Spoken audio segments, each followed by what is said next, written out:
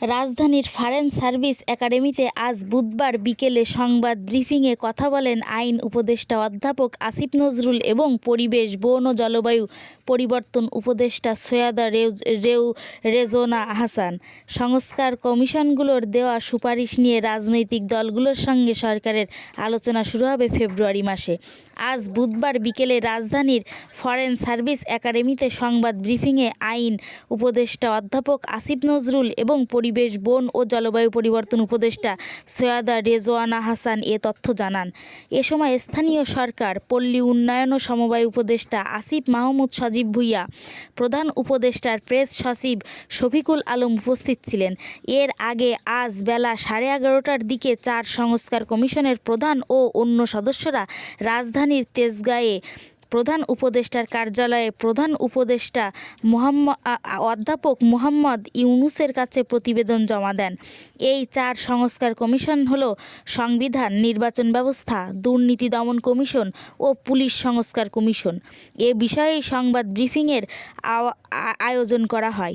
সংবাদ ব্রিফিংয়ে জানানো হয়, কমিশনগুলোতে সমন্বয় সহ আনুষঙ্গিক কাজের জন্য 1 মাস সময় দেওয়া হয়েছে। তবে জানুয়ারির মধ্যেই এই 4 কমিশন সহ মোট 6টি সংস্কার ও প্রশাসন সংস্কার কমিশন। সরকারের পক্ষ থেকে আগেই বলা হয়েছে, সংস্কার কমিশনগুলোর প্রতিবেদন পাওয়ার পর প্রস্তাবগুলো নিয়ে সরকার রাজনৈতিক দলগুলোর সঙ্গে আলোচনা করবে। আলোচনার মধ্য দিয়ে যেসব প্রস্তাব নিয়ে ঐক্যমত তৈরি হবে সেগুলো বাস্তবায়ন করা হবে। প্রস্তাবগুলো কবে কোন প্রক্রিয়ায় বাস্তবায়ন করা হবে তার একটি রূপরেখা আসতে পারে দলগুলো সঙ্গে সরকারের আলোচনার মাধ্যমে। সাংবাদিকেরা জানতে চেয়েছিলেন, সুপারিশগুলো নিয়ে কবে নাগাদ রাজনৈতিক দলগুলোর সঙ্গে আলোচনা শুরু হবে। জবাবে উপদেষ্টা সৈয়দা রেজওয়ানা হাসান বলেন, যেহেতু কমিশন প্রধানরা 1 মাস সময় নিয়েছিলেন, তারা নিজেরাই বসে প্রাধান্যগুলো ঠিক করবেন। আমার ধারণা ফেব্রুয়ারির মাঝামাঝি সময় থেকে আনুষঙ্গিকভাবে হয়তো আলোচনা শুরু করা হবে। রাজনৈতিক দলগুলোর সঙ্গে এক ধরনের প্রক্রিয়া শুরু হয়ে গেছে, তারা তাদের লিখিত মতামত দিয়েছে। এ বিষয়ে সংবাদ সম্মেলনে উপস্থিত আইন উপদেষ্টা আসিফ নজরুল আরেকটু যোগ করে বলেন, কমিশন যদি কাজ আগে শেষ করতে পারে তাহলে হয়তো ফেব্রুয়ারির প্রথম সপ্তাহে শুরু হতে পারে। জুলাই গণ অভ্যুত্থানের মাধ্যমে ক্ষমতায় আসা অন্তর্বর্তী সরকার বিভিন্ন ক্ষেত্রে সংস্কারের কথা বলছে।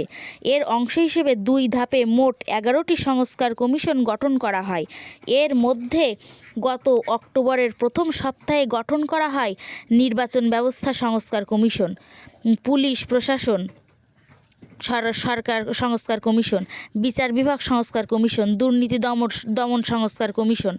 এর মধ্যে বিচার বিভাগ সংস্কার ও জনপ্রশাসন সংস্কার কমিশনের প্রতিবেদন জমা দেওয়ার সময় বাড়ানো হয়েছে। বাকি 4টি কমিশনের প্রতিবেদন আজ জমা দেওয়া হলো।